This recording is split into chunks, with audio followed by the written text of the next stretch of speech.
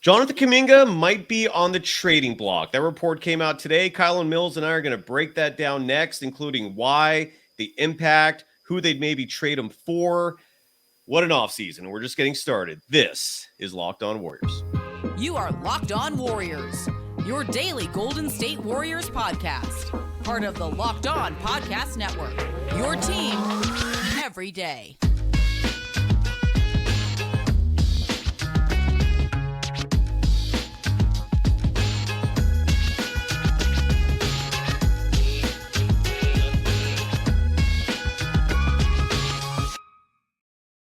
Thank you for making Locked On Warriors your first listen every day. We're free and available wherever you get podcasts and on YouTube, part of the Locked On Podcast Network, your team every day. You can follow Kylen Mills on all social media platforms, including Twitter, Instagram, and TikTok at Kylen Mills. You can follow me, Cyrus Saatsaz, on Twitter at DogSurfRoadshow. Kylen, how are you doing today? Great to see you. Good to see you. I'm doing well, Cyrus. We finally got a little bit of Warriors news to talk about. So exciting on one hand, maybe a little bit puzzling on the other. I'm excited to get into it, but it's been slow goings in terms of the offseason. Happy to see the Denver Nuggets win their first title. I suppose if it's not the Warriors, I'll accept it. How about yourself? What did you think of the NBA Finals?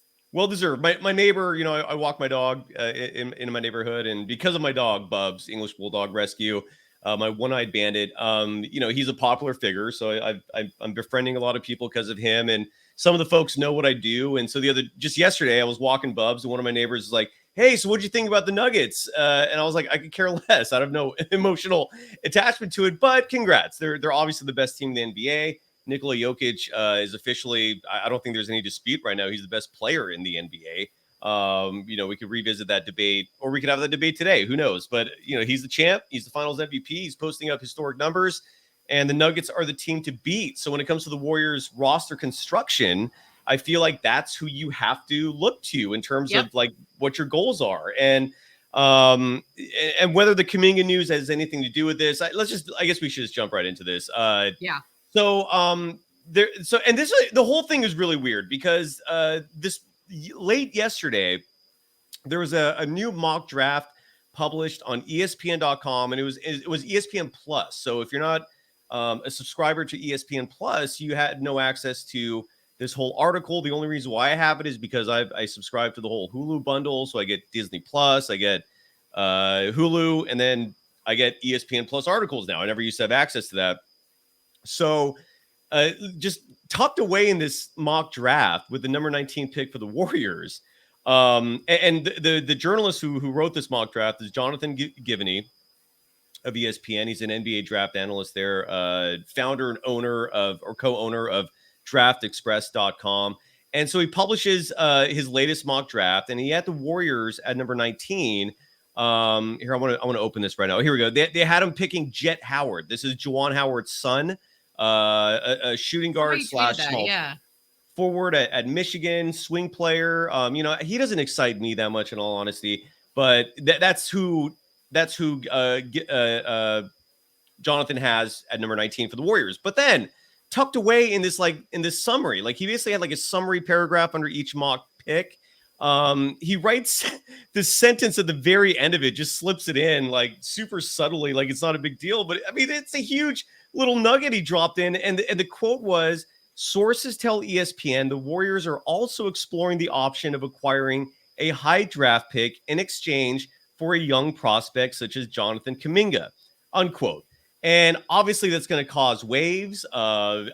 Before I get into like the details of it, when you first saw that, what was your reaction? Because I was like, what is this? What was your reaction to that?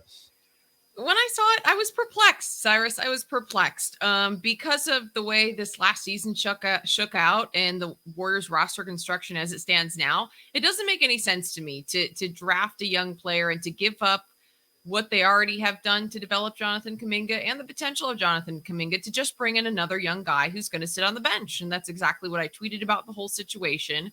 It is, to me, there was a clear disconnect between the Warriors veteran core and the young players in that 18 to 22, 23 range the Warriors have on the roster currently. It didn't work. I mean, I think that early in the season, there was a lot of kind of coverage surrounding the team, that there was a little bit of an us versus them mentality, a little bit of a divide within the roster in terms of those young players and trying to gel with the veteran core. I don't think it worked this last season. We saw, to me, and you and I have both been critical of this, the young players sit on the bench way too much. I think Steve Kerr could have done a better job developing them. That's one area that he certainly could improve on as a coach. And so to me, it doesn't make a lot of sense to trade up to bring in another young piece who's going to sit on the bench ultimately, or who may not have a timetable that lines up with the Warriors veteran core trying to win now. So to me, it's an eyebrow raiser. It's a what?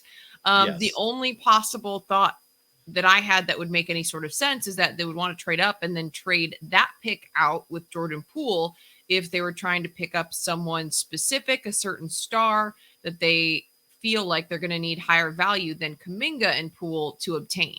So that's something that I could see making sense, but you told me a little bit that you're kind of hearing that's not the case anyway. So I don't know. If they have their eye on a specific draft pick they're trading up for, to me, I don't get it.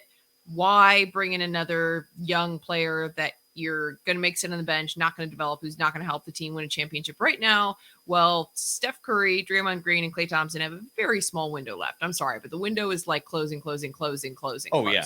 Oh, absolutely. I mean, Klay Thompson, I don't think played up to his own standards this season.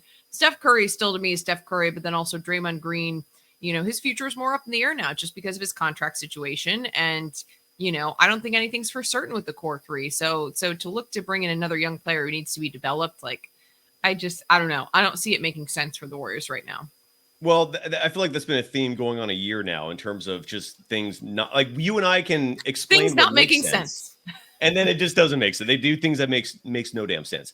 And so when I first read this, I was like, what the F? And so I make a call or two, and this is what I hear. This is crazy. And again, this is not me reporting this as fact.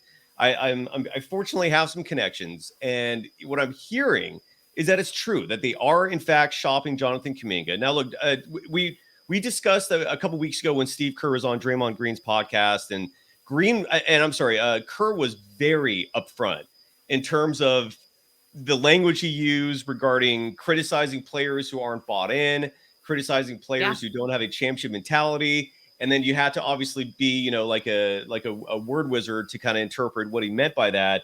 We thought maybe he was alluding to Jordan Poole, maybe to a lesser extent, Jonathan Kuminga. I have no idea what Kerr's influence is right now in terms of roster decisions. He's always been involved. Like, the team has never made decisions without checking with him. His involvement can vary from being very involved to just being informed and going, sure, whatever. But he's also made it very clear he has no desire to be a GM. He was once a GM, wasn't a big fan of being in that role. But they are shopping Jonathan Kuminga for what I'm hearing. And when we come back, I'm going to tell you why and who, because part of how do you pronounce his last name? I always keep messing this up. Is it Givony? Jonathan, do you know how you pronounce his last name? Is it, I keep butchering it. Well, whatever Jonathan's last name is. I'm going to explain why he reported that the team is looking for a high draft pick. Again, doesn't make sense. Jonathan Kuminga isn't even 21 yet.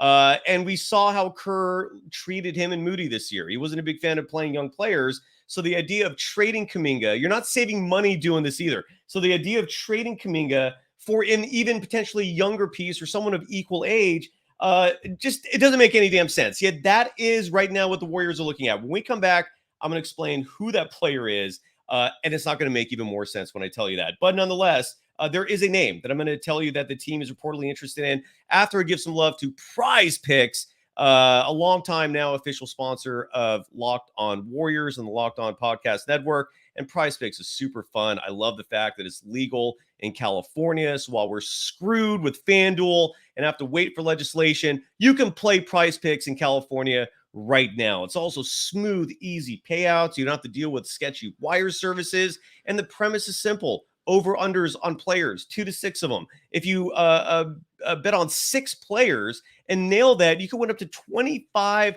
times what you put in. You could literally be a millionaire. You could win $1 million if you put a max bet on 6 players and nail that. That's how PrizePicks works. It's super fun. It's super easy. download the PrizePicks app or go to prizepicks.com to sign up and play daily fantasy sports. First-time users can receive a 100% instant deposit match up to $100 with the promo code Locked On. If you deposit $100, PrizePicks will give you $100. And if you deposit 50, 25, whatever it is, they will match it. So when you start playing PrizePicks, you're playing with double the money that you're starting with. But don't forget to enter the promo code Locked On at sign up for an instant deposit match of up to $100. You are Locked On Warriors, your daily Golden State Warriors podcast. Part of the Locked On Podcast Network, your team every day. Thank you for listening to Locked On Warriors. Thank you for subscribing to Locked On Warriors. Thank you for making Locked On Warriors your first listen every day. Everydayers, I have no idea who's coming up on the show, but follow us on Twitter at Locked On Dubs, where we post our start times, upcoming guests, and all that good stuff. You can follow Kylen Mills on all social media platforms at Kylen Mills, whether it's Twitter, whether it's Instagram, whether it is TikTok. Let me get this PrizePicks banner off. Okay, so here is what the Warriors are looking at. They're ready to move on from Jonathan Kuminga, reportedly. Again, none of this I'm saying is fact. Again, this is what's being uttered, what the birds are chirping about in the hallways of Chase Center right now. The Warriors want to trade Jonathan Kuminga, and the player they want to get, I kid you not, is one of the twins. There's two twins going into this draft, Amen Thompson, and then the other player is Ausar Thompson. I'm no expert on them.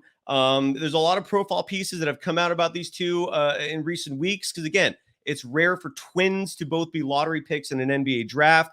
But that's who the Warriors are looking at. And my guess is Amen Thompson is the higher of the two picks. And I don't know who's smitten with him. I don't know if it's Joe Lacob. I don't know if it's Mike Dunleavy Jr. I don't know if it's Kirk Lacob. I don't know if it's Kerr. The details, I have no idea. But as nonsensical as it is, the Warriors right now, from what I'm hearing, are reportedly shopping Jonathan Kuminga with the goal of moving up in the draft to get one of the Thompson twins. And I'm guessing preferably Amen Thompson, although it could also be Ausar Thompson. We'll get into who these two players are in a moment, but Kylen, your reaction to that news. You're muted. That always happens to me. I'm the one that gets muted. I mutes myself accidentally, unless it's a glitch. If it's a glitch, then maybe leave and come back. Yeah, so Kylen is figuring that out. I will real quickly, Hear me? Kylen just, yeah. You hear me? Okay. Yes, I hear you now. Yes, you're back. What happened? Was it a mic issue? Just muted. Cable? Well, so I had unplugged and replugged in my mic, and I think when I unplugged it and replugged it. So there you go. now Bravo. you can hear me again. There you go. What is your reaction to the Warriors and what I just said? Are reportedly interested in one of the one of the twins, the Thompson twins. Yes, it's either Amen Thompson or Ausar Thompson. They both played for Overtime Elite last year. Any opinions on them? Because I really don't have much right now. Yeah, it makes further no sense. So I think those are both good players. So it's Amen Thompson. He came out of Overtime Elite in the G League. I was just trying to look up. I made a bunch of notes on him after watching. I watched a little bit of his film while doing some of the Locked On NBA Mock Draft Special, which is coming out. So folks, keep an eye out for that. That's going to be out on the Locked On NBA channels coming up here in the next week. But it doesn't make sense to me because to me, if you're going to trade up, these are still going to be players who are projects unless you're getting Wembanyama. And I also think Scoot Henderson has the potential to be like a franchise changing player. Yep. So like those two, I think that no matter what team you are, you move mountains to try to get those two. Obviously, no one's given up Wemby. You know, the lottery has been decided at this point. But outside of that, I think Scoot Henderson is a player that I see as being really, really special and possibly changing a franchise. To me, after that, it's kind of like these are still players who, yes, they could come in and make an impact, but they're still going to be young guys that need some developing. Amen Thompson, to me, is in that same category that don't make sense with the Warriors roster construction as is. Like, I think outside, really, like after that second pick, I think that it's, you know, open game in terms of players that, I don't know, depending on the team and what needs that team has, could make an impact. But to me, it just doesn't make sense for the Warriors to add another young guy in the mix. Amen Thompson is a good player. Like I said, I'm trying to bring up his the specific notes I had on him, but Yeah. at the same time, like, he's not that different than Kuminga to me either. And it's just like, why? Like, it just doesn't make sense to me when you have Jonathan Kuminga in house, unless more went on. And like, this is the other thing that I wonder, if the Warriors are so set on offloading Jonathan Kuminga, like those Kerr comments, like, is there more to be read in between the tea leaves about like him making comments about JK? Well, at least we all think and imply that it was JK, but in terms of his comments on Draymond Green's podcast about young players not being bought in, like, is there some type of like ruffled feathers there between like Kerr and Jonathan Kuminga? Because JK did make those comments in the postseason to the San Francisco Chronicle about how he wasn't happy that he wasn't playing, that he was disappointed. I think that Jonathan Kuminga could have done a better job of handling the whole situation in terms of like his body language, his enthusiasm. But at the same time, I also think that a lot of the blame should fall on Steve Kerr in terms of being able to communicate with his young players, keep them motivated, keep them engaged. I thought Jonathan Kuminga should have had a chance. I thought he should have still gotten an opportunity to play at some point in the postseason. He didn't look great early on. And like, I get that he struggled somewhat during the Kings series, but it just like, it went on a long time to me. And in that second series, I felt like he maybe could have helped against the Lakers and AD, or at least like give him a shot. So I just wonder if, maybe this is a thing where Steve Kerr and JK just aren't seeing eye to eye. And at this point, it's better for both parties to move on. Because to me, it just doesn't make sense. Like, why bring in another young player? I don't know. It's weird. This whole thing is weird. Everything's weird. Everything has been weird for like a year now. One thing I'm based on what I've briefly read on the Twins is that they're 6'7". So they have very similar body types. Maybe body type's not the right word, but very similar dimensions to Kuminga. I mean, they're both taller players, slightly physical players. The two brothers, one of their positives reportedly, in terms of what scouts have revealed about them, is that they are defensive oriented. And that so maybe that's what the Warriors see in these twins and again, I'm guessing there's Amon and Osser. Amon is projected to be higher.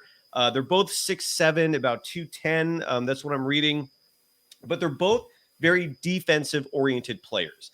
And who knows? I saw someone in the chat. I apologize for losing that, who wrote that, but I saw someone in the chat saying maybe they're looking for Draymond Green's replacement. Possible. Who knows? Maybe they see these two brothers as individuals who could come in and step in right away. Not out of the realm of, reality. I mean, that could be a possibility. I don't know. This whole thing is crazy. I really do wish that, the Warriors would make some decisions that just made sense, right? I mean, they need size. I still am fascinated at what their plan is for getting a second scorer alongside Steph. They're not winning a title if they don't do that. They have a depth issue. I mean, they have some serious problems. Look, it's very early, but I have no idea what's going on. That's crazy. So that's what I'm hearing. That is what I'm hearing, Kylen. Is it just bewilderment? Is that the reaction to news like this? Is that all we can say? Is there any for sure? To me, it doesn't make sense. And I just keep going back to the idea I mentioned earlier in the episode. Like, the only way that it does make sense is if they're trying to trade up to package that pick along with Jordan Poole for some specific, I would hope, more of a veteran free agent, or someone that, or not free agent, or someone that they're trying to trade for, that they have targeted in a trade that they feel like Kuminga and Poole wouldn't be enough. And they feel like trading up, they could bring in a young player who's going to have higher value.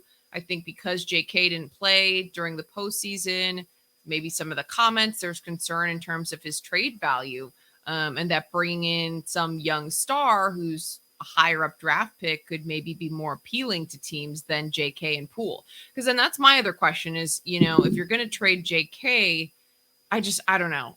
It doesn't make a ton of sense to me.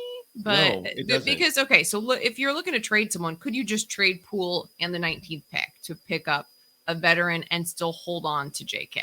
You wouldn't be bringing in as high caliber of a player, but could you bring in a role player who would potentially still help, that you could, and you could throw in another young player too, honestly. Like, could you throw in a PBJ or even a Ryan Rollins? I think I saw that as an idea or proposed trade was like Poole, draft 19th pick, and then one of the Warriors rookies. Because I personally don't want to trade Moses Moody. I thought he played really good, and he's not someone I want to get rid of.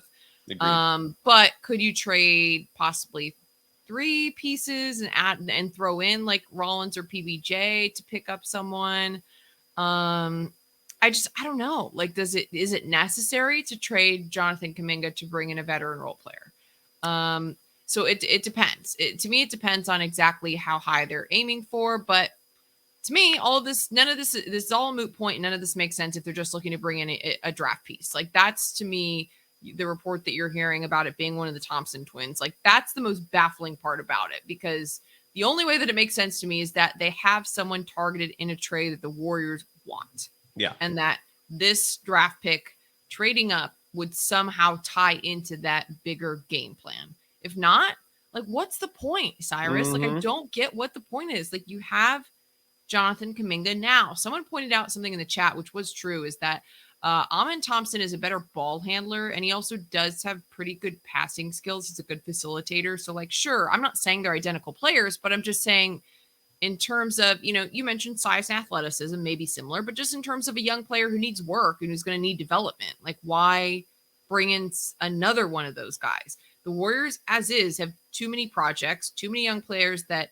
need a lot of developing, need advice, need fine-tuning, need maturing. And to me, they failed this last year at developing those guys. Like, I think in terms of development, this last year was not a success. Agreed. So why add in another young player to the mix? But I want to throw a question back at you, because this is one of my questions, and maybe we can get this after the break, but just who is really making these decisions and running the show? And you have said on our past shows, this is Joe Lacob's decision. Like, that's concerning to me. Like, Bob Myers is gone, and now this is the direction we're going. Like, I don't know. Without a GM right now, like, that also kind of adds another layer of like, what the hell is happening? Yeah, I mean, Dunleavy Jr. is weird. I mean, Dunleavy Jr. right now is the interim GM, even though that's not official. There's been no press conference, no press release announcing that. But my understanding is he is the GM, but then Kirk Lacob has immense power and immense influence. Maybe they're running things together. The Warriors have another assistant GM named Larry Harris, Dale Harris's son, who's been with the team for a long time. He's a former GM candidate. I think he was a former GM in the NBA. And I don't even know what his role is. I don't know if he's been diminished or if he's just primarily handling scouting now. But Joe Lacob's a shot caller. And the one piece I'm very curious about, like, I don't have a hard time imagining the way it's working in terms of Dunleavy and Kirk. They're probably like, talking a lot, communicating a lot together. Any big idea they have, they probably call Joe right away and run it by him, see what he thinks. But the piece that I'm unfamiliar with in terms of his influence and role is Kerr. Like, I do not know how hands-on he is right now. Like, I don't know if Kerr right now is on a surfing trip in Baja. I don't know if he's scouting talent. I don't know if the team's listening to him or if they're just telling him to just relax while they make moves. That's a part of it I have no idea about. Regardless, yeah, this is crazy. This is absolutely crazy. And yeah, and I like Ken Mama. Lamb is greater than Jonathan Kuminga, says nobody except Kerr. You're absolutely right. So that is where we are. And peaceful reality. Yes, you're right. According to Anthony Slater's article, it says Kirk Lacob, Mike Dunleavy Jr. I also reported that here a week before that article, but you are correct. Yeah, so that's what's going on right now. Okay, my question is, like, are those the guys who are technically in charge, but Joe Lacob is in charge? Someone commented in the chat, is Lacob Jerry Jonesing? And yes, it kind of seems that way. Yes, and that's not good. Now, the other side of the coin is this. Lacob could be Eddie D'ing it. Again, Eddie DeBartolo, the old Niners owner, who I grew up with and who I studied like a student in terms of how to not only form a dynasty, but to maintain a dynasty. He was a very loudmouth to a certain extent. He was very attention seeking. He brash, but he was also very gung-ho on winning. And I do respect Joe Lacob for that. The dude wants to win. I do agree with you, though, in that if this is a Jerry Jones scenario where he thinks he knows everything And The Athletic wrote that article back in February or March about how Lacob has his own draft board. Massive flag. Like when your owner has a draft board, those are when alarms should be going off. Those are the Jerry Jones alarms. Absolutely. Yeah, that's a concern. That's a huge concern. And it doesn't pass the smell test, in my opinion, Kylen. I don't know how you think about that. Like, do you think it's a Jerry Jones situation? What are your thoughts? I mean, it's giving shades of that for sure. As you mentioned, the Athletic article bringing up the draft boards, some of Joe Lacob's comments and involvement in that last Bob Myers press conference. It definitely seems like he's crossing over the line into being overly involved. Now, in his own words, he said that he feels like owners should be involved in the decision making, that good owners are involved in the big, and I feel like maybe the big decisions, but like now this gets to a question of like, what are the big decisions where an owner really needs to be involved? And when do you need to be, letting your people you hired do the job that they were hired to do? It's a fine line. And I think what you said is absolutely true, that Joe Lacob deserves a lot of credit for, building this organization into being a championship organization. Like 1,000%, his fingerprints are on this. Yes, Bob Myers' fingerprints are on this, but Joe Lacob was a huge factor in that. And coming in, he said this team was going to win, and they did win championships. But now are we getting to that point where where this organization in winning those championships has created a monster, or has created, I don't want to say a monster, but it's a phrase, everybody. Just created a Jerry Jones situation. So I think it's definitely a concern. I could see definitely something like that developing. And now that you have Bob Myers leaving, to where there is some changeover and transition in terms of who's the new general manager, is it official, who's really in control? This to me is a situation that could potentially go south quickly, depending on how it shakes out between those individuals in the front office. Yeah. Admin honor writes, Joe Lacob hired Jerry West, Mark Jackson, Bob Myers without experience. Also Kerr without experience. Very true. But the problem is he hasn't hired anyone recently. You're right. He hired trusted people to make basketball decisions. I don't see who he's hired lately to make those basketball decisions. That's where times have changed a little bit, and it's very concerning. This is kind of a crazy scenario that the Warriors find themselves in. What I don't understand, among many things, is why did you trade Wiseman in the first place? Why did you draft Wiseman in the first place? Why did you draft Kuminga in the first place? You had the number 2 pick in the draft. You had the number 7 pick in the draft. You made these decisions without a gun to your head. Why did you make these decisions if you weren't ever planning on committing fully to these individuals? That's the part I don't get. Okay. It's like, okay, fine. You don't like these guys. You want someone else. Why did you get them in the first place? It was your choice to get these people, and you never committed to either of them. I never saw a commitment. And if you're going to draft players with high draft picks, you need to commit. You need to invest. And I never saw that. And so that's the part I don't understand. Anyways, so that's where we're at. Can I add something to that point? Please, no, I think you're right. Ahead, and to me, it also didn't make any sense in terms of the Warriors drafting James Wiseman, who was easily the biggest project in that draft class. You brought in a 18, 19-year-old kid who played in 3 games at Memphis because of the whole ordeal surrounding his collegiate experience. So you're basically drafting a high school player. Like, 3 games is nothing. You're talking about someone who didn't even have 1 year of collegiate experience. It already was known going into that draft that he was a very, very, very, very, very raw talent. Like, that was the number one thing. And like, I get, like, in some cases in the draft, you want to, swing for the fences. And hey, if you miss, that you got to take risks at some point. But it doesn't make sense for where the Warriors were at and are at in terms of trying to win championships. So like, that to me is the thing that doesn't make sense. And it's hard to wrap my mind around, is that like, the Warriors want to win now. They already had at that point this core of stars, the players they're trying to, ride into the sunset and win a couple more championships with. Why even bring in the biggest project in the draft class? Like, what? I just feel like going into it, like, did you think there was going to be opportunity for him to have developmental minutes on a current Warriors team trying to win championships? Like, makes no damn sense. I don't get it. And, I think that draft class was a tough draft class, but at the same time, like, they literally picked the guy who needed the most developing to me of any of the high picks in that group. But did you do that knowing that you don't have any developmental minutes to spare? Because it kind of seems that way. And to me, that's what doesn't make sense. Like, why did they pick on James Wiseman specifically? Like, he, to me, of that group was the rawest of the raw talent. Super, a player that I get, you see all the specs, you see the super high ceiling, but was going to need a lot of work. But at the same time, this is a Warriors team that was trying to win championships like immediately now. And clearly, from what we saw this last season, Steve Kerr has said that he's not going to give players minutes just to develop them. Like, he flat out said that. He said that in press conference. We're not going to give players minutes just to develop them. Well, what was the plan then with James Wiseman? Because he was going to need minutes just to develop. And he never had the chance with Golden State. I just don't think he ever really had a truly fair shot. The injury situation was unfortunate, but like, to me, he just went into a situation that was a lose-lose situation for James Wiseman. That's how I feel. And now it's like kind of feeling a little bit that way with Kuminga and Moody. And based on the way they were treated this last year, their second season, neither of them, I think, got the fairest shot that they should have gotten either. Like, Moody got DNP during the regular season.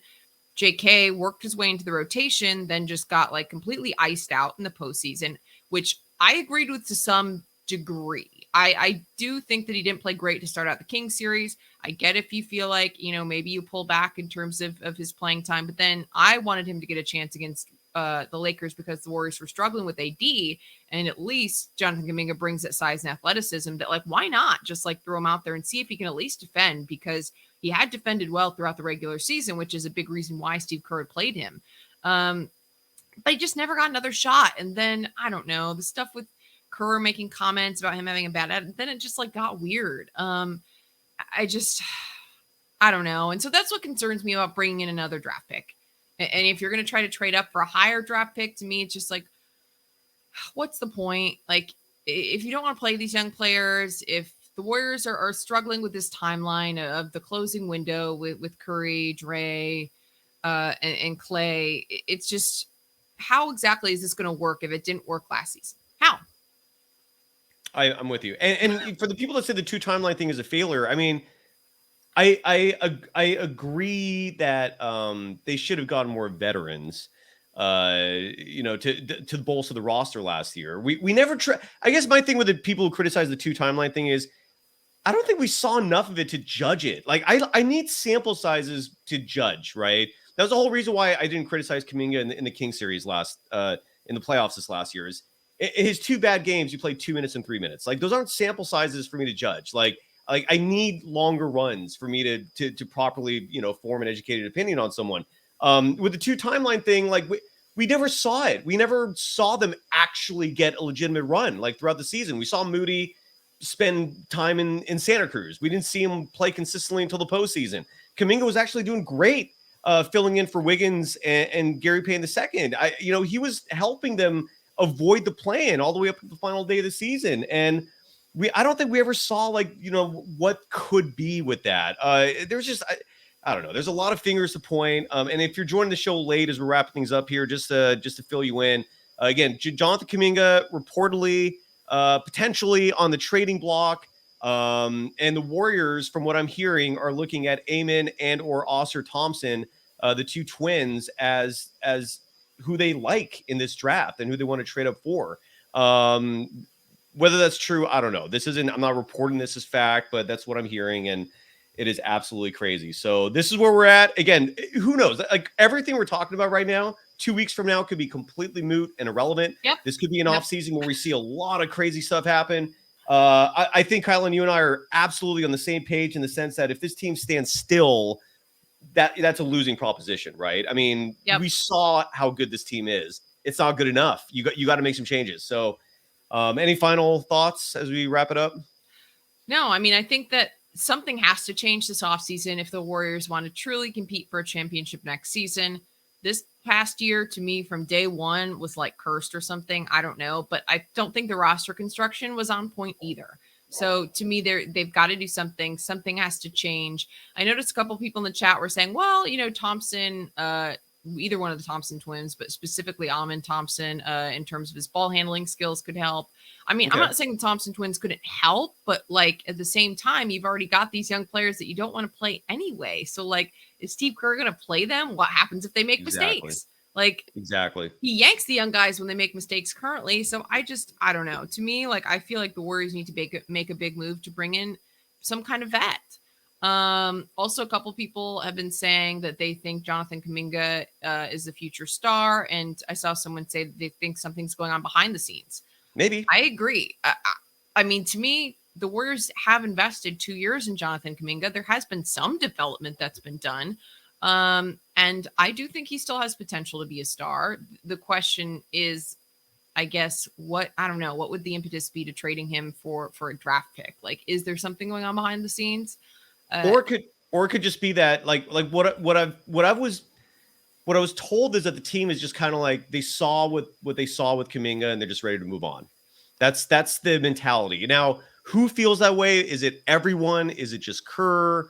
I have no idea. I'm just telling you what I know, and what I know is that they've soured on Kuminga. That's what I've heard. They no longer see him as someone who should be like an instrumental part of this moving forward. And so that's where the trade's coming from. It's crazy because in like February he was playing like key minutes, like February, April, March, yes, yeah, no, but I'm just saying I remember that like switch specifically flipping in like February, right around maybe after the All-Star break, where he was playing great. And like to me, even like you said, even in March and April, it seemed like he was going to be a key piece of the team moving forward. And now, like, what's happened? I don't know, but this could all change. So who freaking knows at this point? Drop a comment though if you're listening or watching or whatever. I want to know what people think. If they think the Warriors should move on from Jonathan Kuminga or not. Yeah, is Kuminga going to be a star in 2 years? Some people are saying that in the chat. Jonathan Kuminga 2 years is going to be a star. Book it.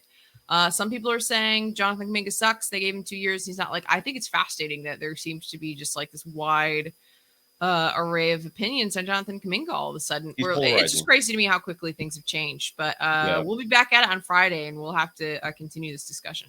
Absolutely. A few star chats real quick before we go. Lucky Tres writes, I'm a little shocked that you guys aren't talking about the false steps on defense Moody used to do. I don't know what you're talking about. I remember last year people used to. Here's the thing. Every time Kerr makes a decision, you immediately have, I feel like, a third of Dub Nation just rolling with it. Like whatever Kerr says, he's going to have a lot of people defending him, regardless of the logic behind it. And when Moody wasn't playing a lot of this last year, I started hearing all these grumblings like he's not playing because of his defense. I never once saw that. I actually studied a lot of tape of him when I was hearing this. I never once saw people blow by him. I never saw this poor footwork you're referring to. So I don't agree with that. Ken Mamba writes, and if you disagree, Kylen, please jump in. Ken Mamba writes, imagine if the Dubs trade for CP3. I don't want to imagine that. I don't think that would be a good move. If you're getting CP3 for the veteran minimum, different story. He comes off the bench for you. Great, but don't give up assets for a 38-year-old. I think that would be asinine. Any thoughts on that, Kylen? CP3 before we go? No, we gotta wrap. We gotta book it. So let's leave that conversation for Friday because we got more to talk about. And then last but not least, 762 Entertainment writes, change is good, guys. Come on, it depends on the change. If it ain't broke, don't fix it. So it just depends. And I don't think we have any idea if the change in this situation is good. So we shall see. Kylen, always a pleasure. Again, you can follow Kylen Mills on social media platforms at Kylen Mills. And we'll be back at it soon. Is that it? Are we done? Are we good? Friday. Are we out? Woo. All right. Have a great rest of the day. We're good. We'll see Kylen on Friday. Take care, everyone. Bye-bye.